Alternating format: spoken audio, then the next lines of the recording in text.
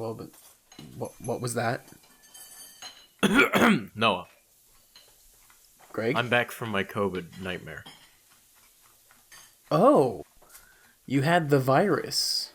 Did you not notice I've been gone? I've been held up in the storage room watching movies on an old projector for the last 2 weeks. Oh, sweet. What have you been watching? We were supposed to watch Spirited Away, so I got that out of the way first thing. Oh, cool. I watched Spirited Away while I was dying, essentially. Very good. So, Greg, what did you think about it? Well, my general experience with Studio Ghibli movies is that they're pretty awesome visually, kinda mediocre in story, but very provocative with emotion. So you liked it? Yes, I liked it. Good. Awesome. I also enjoyed this movie. It was the second time I watched it. This is the second time I've watched it. I saw it in theaters. They were doing a reshowing down at the abandoned mall in St. Louis. Wait, there's like 5 of those. I'd have to narrow it down. I saw it during a 1 a.m. days when I was like 8 years old. Nice. And it was like, I was watching Cartoon Network and I fell asleep and Adult Swim did that anime thing that they do. And they showed this movie. And I was like, ooh, what's this? This is scary. Yeah, this movie did kind of terrify me as a child a little bit. I could see that. I saw it when I was probably 20 for the first time. So, I wasn't scared, but I could definitely see how a kid would feel scared when watching this movie. Yeah, this movie kind of instilled this kind of like a little bit of a fear that I've had that turned into discomfort when I've been watching movies of this similar trope, and it's when a child is disconnected from their parents or separated from their parents. I get extremely uncomfortable. Really? Yeah, and it's because of this movie. Because I was like, dude, that would suck. That would suck. Like, 10 years old? That's 2 years older than me, dude. Like, this would suck.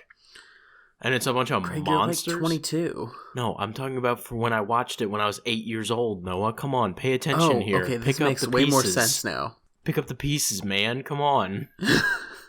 I took you for an intelligent. My brain's a little fried. I made a long video. Anyway. That's okay. Anyway, moving on. But yeah, my first experience with this movie was a haze. I just remember being terrified of it, but also being like, ooh, pretty colors. And then my second time watching it, I was just kind of like, this movie's kind of creepy, but it's like oddly satisfying in a way. Yeah. First of all, the police need to investigate Haku. Because isn't that guy like 1,000 years old or something, if he's a river spirit? I'm sure, yeah. And he's like fucking blatantly flirting with a 10-year-old? Yeah, get that out of here. Like, come on, man. They're spirits. I don't think they really have I don't age, care. all things considered. I don't care. That is a helpless child who doesn't understand that the dragon dude is a monster. In more than one sense. He didn't try doing anything to or with her. All he did was help her, and then she left, and we'll never see him again. Disgusting hand-holding. Disgusting hand-holding. I bet she calls him by his first name. Vile. Disgusting. Degenerate. Gosh. So anyway, I guess we should do a quick recap of the story to let people in who have not seen this movie. Yeah, I'm pretty sure, statistically speaking, this is the most popular animated movie ever. Or yeah, maybe this or My Neighbor Totoro, one of the two. Yeah, so I almost guarantee that a lot of our audience has watched it. Probably. So, which is extremely weird to me because there is like super taboo about Japanese animated movies. And I wonder if it's because of Studio Ghibli. So, for those of you who are not in the know, this movie stars a young child named Chihiro. That is correct, right? Yeah. It gets changed to to Sen later. Yeah. So she's moving to a new town with her parents. She's not exactly happy about it. She's a little bit afraid, a little bit sad, leaving everything behind. And her parents sort of go off this path, and they think they find what is a abandoned amusement park. They begin to walk around. They find food. And they just begin going to town. Yeah, her parents just start going to town on this food.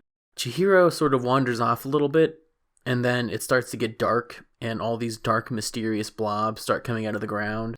And she starts to get scared, and she runs to find her parents, and they've been turned into pigs. Yep. Which, in itself, which has been said by the creator of this movie, is supposed to be a metaphor for greed. And he said a lot of the cast in this movie is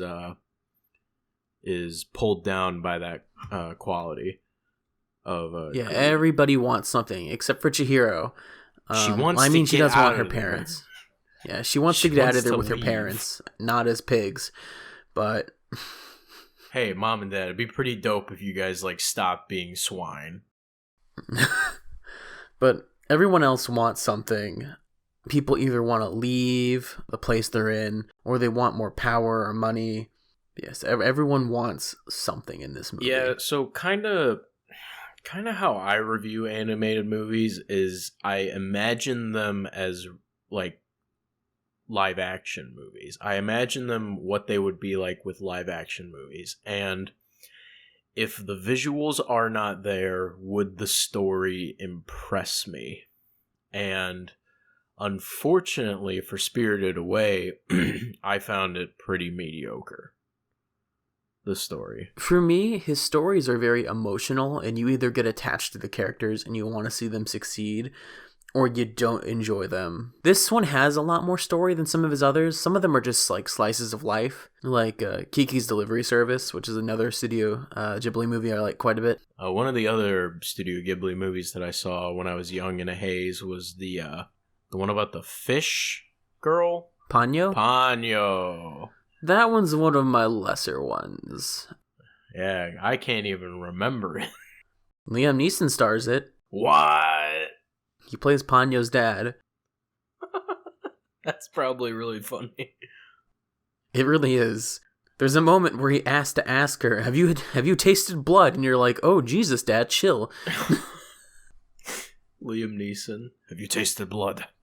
Small anime character. God, no. So like the conflict of this movie, continuing with the plot, is that Chihiro cannot leave until she's able to, I believe like at the end of it, it's revealed that the spell is broken if she not only remembers her name but identifies her parents.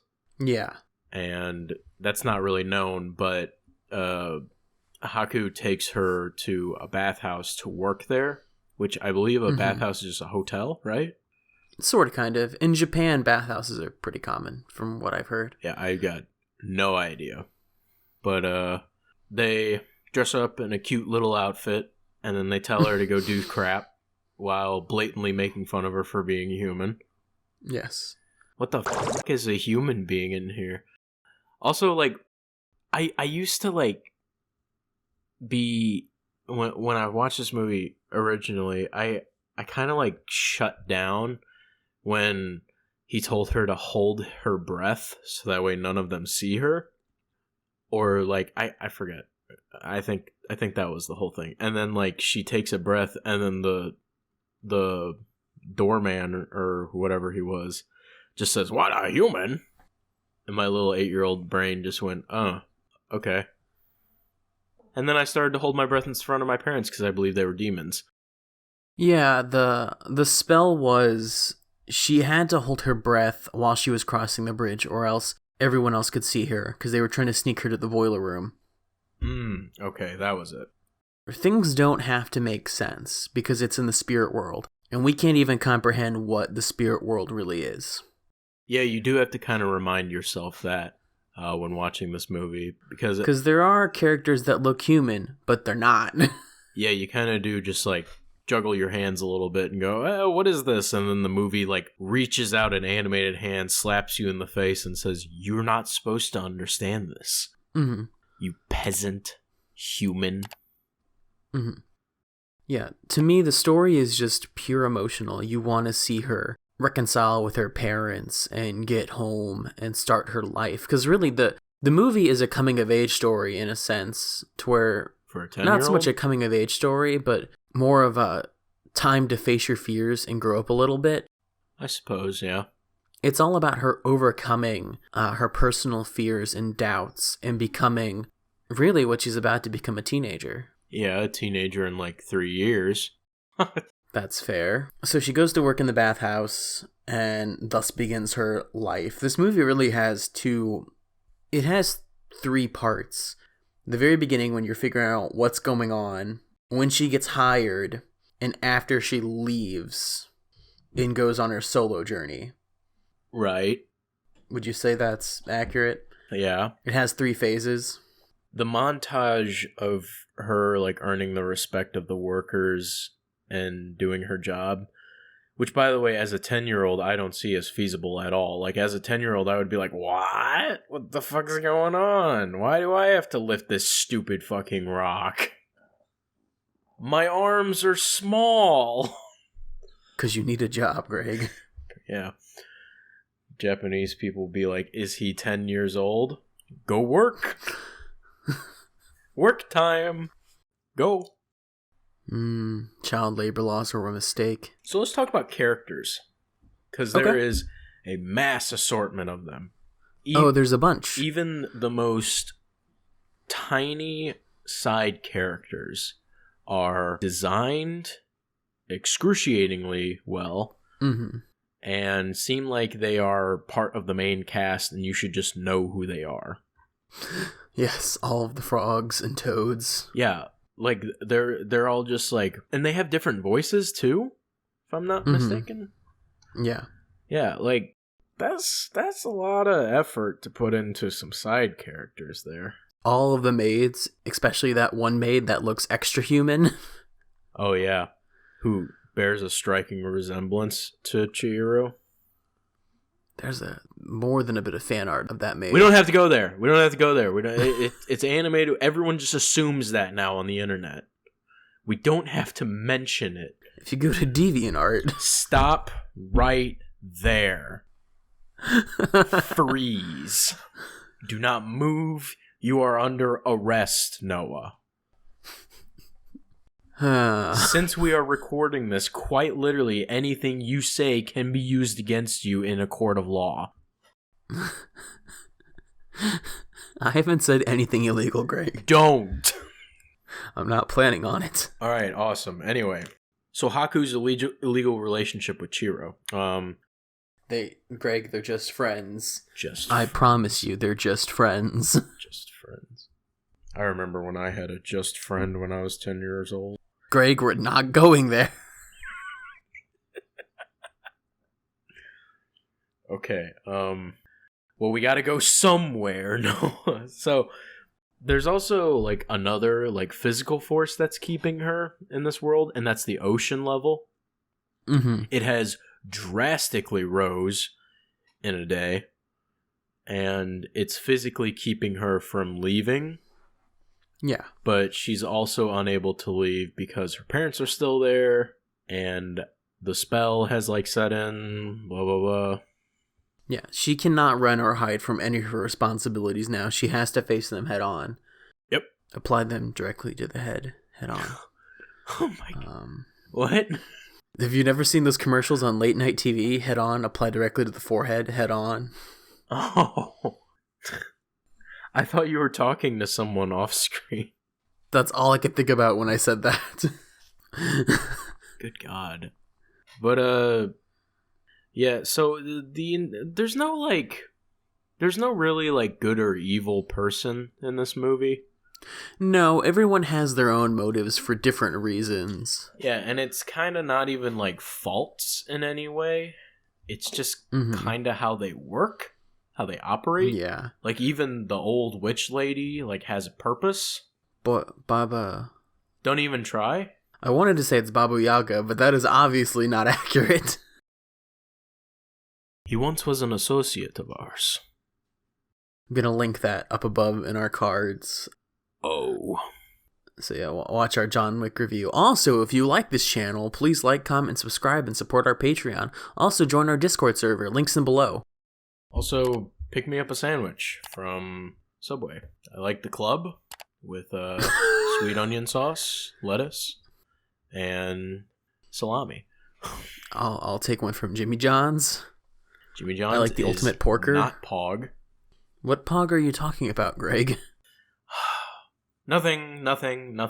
Are you talking about the PAWG Pog? No, POG. Oh. I'm not going to even say what the PAWG means.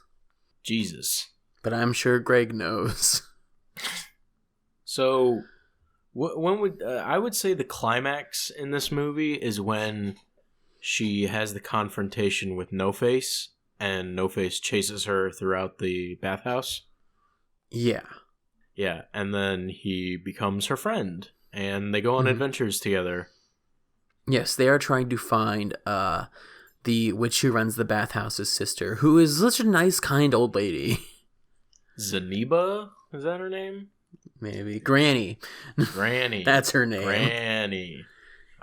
Good American name. Baba Yaga, no. He once was an associate of ours. Anyway. Baba Yaga. Yes, Granny is a fantastic person.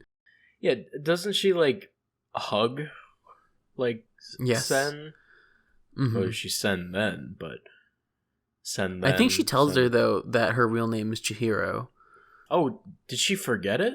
No, she never forgets it, because remember, he tells her never forget it, and there is one time when she's like, oh, I almost forgot it. Good thing I didn't. Oh my god. Yeah, that's right. God, this movie's terrifying. Oh yeah, don't forget your real name, which would be terrifying anyway, but like, in this situation, it's extra terrifying. Your life will be hell. You'll work here forever. Yeah. Actually, so if she stays in the spirit world, does she become a spirit? Like, I who knows? I don't know. But fuck mom and dad. They were greedy. I'll be an immortal spirit. Work my way up. Spirit world. Have my own bathhouse. Sure, that's how it works. I'll own that railroad that goes through the ocean. Well, you know what they say, Noah, from sea to shining sea. Everyone, all the spirits in this movie seem to have their own quirk. Like, the main witch who runs the bathhouse, if anyone asks for a job, she has to give them one. For some reason. It's like slave labor. Easy. Mm-hmm. Easy money. She literally says, why did I take that offer to where I have to give everyone a job who asks for one? And then Spider Dr. Eggman, he has many arms. That's his quirk. Ah, yes, the boiler room guy. He's the best. He literally does look like Dr. Eggman. He just drinks from a teapot straight. He doesn't care. Boiler Man don't. Boil, boil, boil, boil. And then, like, the little mites bringing him coal. Mm-hmm. Oh, those are great. Yeah, those are great. What was the name of the older girl? You would think I know this, but I don't. I watched this movie a few weeks ago. Flip the notes. Flip the notes. Lynn. Lynn, that's right. Lynn, the characters there's all that fan art of. Stop mentioning it. Never. I will always mention it forever. Yeah, just to make sure I'm not tripping. Can we talk about the radish spirit? Yeah, Lynn essentially looks like Chiro, like, as an older woman. And I think fair. that was on purpose. I've never thought of it like that, but do go on with your theory. I think it's supposed to be like there's we are, the viewer are supposed to recognize that Lynn is supposed to be a mentor of some sorts to Sen, and easy way to make that association is to make her look like her.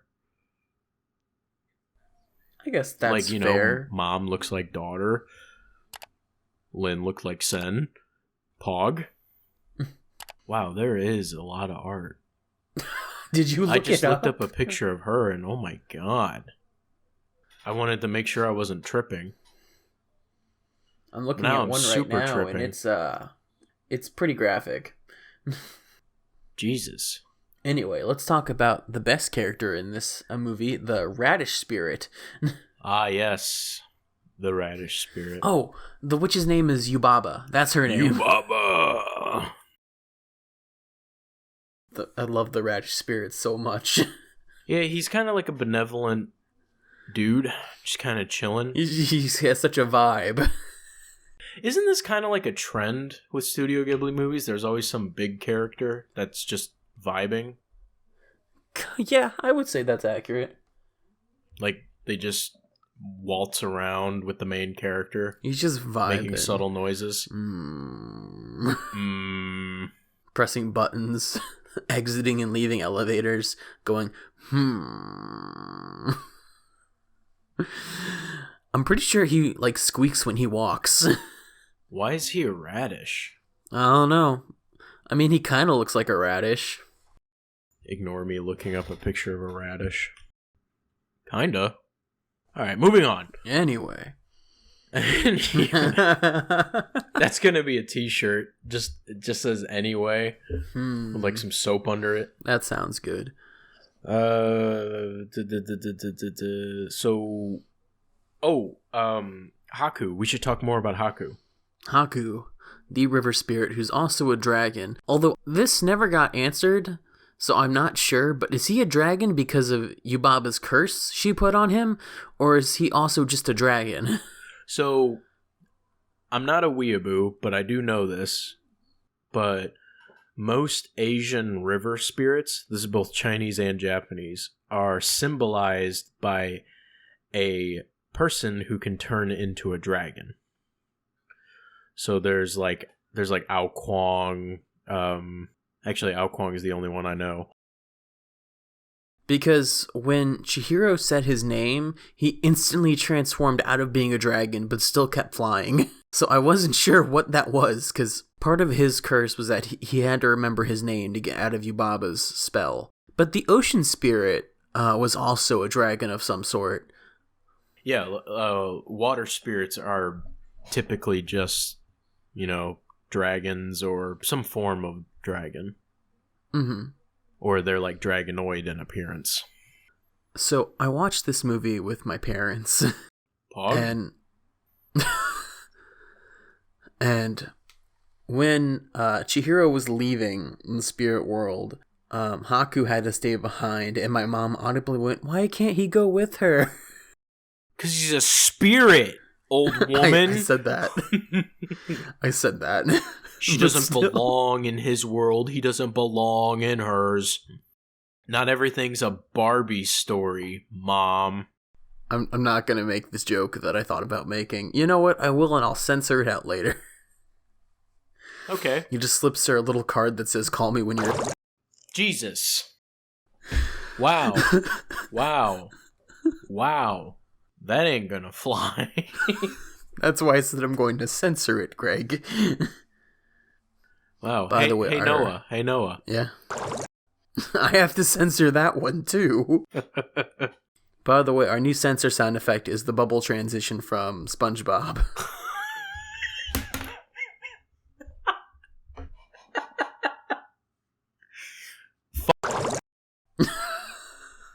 Why?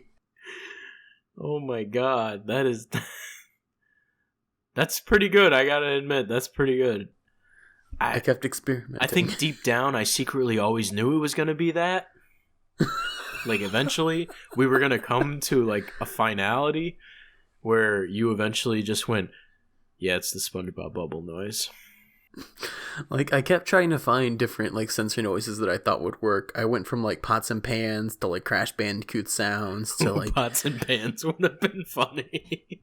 It was pots and pans for a little bit. Go listen to our Home Alone episode when I talk about... Oh, yeah, that's right. The Pokevan. The part where you said, "I'm sad now."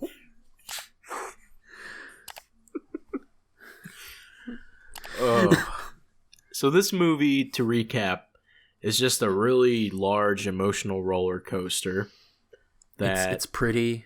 It's nice. Physically hurts you and mocks you as a person. Feels like a warm blanket sometimes. It can be terrifying. Do not show to children. I think it's made for children, though. That's a lie. I will sue anyone who shows this to children. Show it to all your children, folks, please. They deserve to watch it. It's a good movie, and it's good for children. It can help them sort of face their fears. Yeah, I suppose. Or, everyone's just going to do the thing that they will do, which is sit their kids down and turn on a Minions movie or Frozen. Sorry, a little bit of my hope doomed. to humanity just died. Yeah, that happens. If I start singing Let It Go, will Disney, copyright claim us right now? No, we will skyrocket to the high, end of the trending page. Let it go. There you go. The algorithm has just recognized the fact that you sang Let It Go. Disney. Frozen is the best movie ever. Please give us money. Frozen 1 and 2. Frozen 2, Elsa and Anna. Hans and Olaf. There you go. YouTube algorithm time. Disney Plus.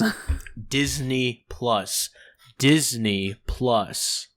We're hacks. We're frauds.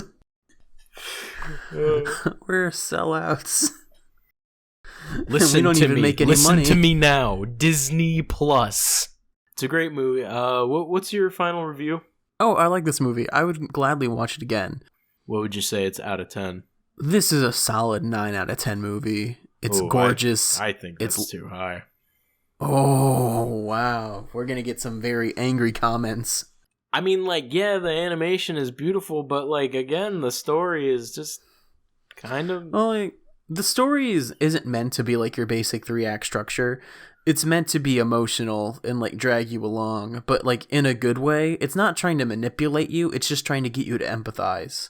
Japanese people making me feel emotion. First it's Sakurai with stupid Fire Emblem characters, and now it's this. I thought that was just rage. Speaking of Smash Brothers, did you see the new character reveal of Pyra and Mithra?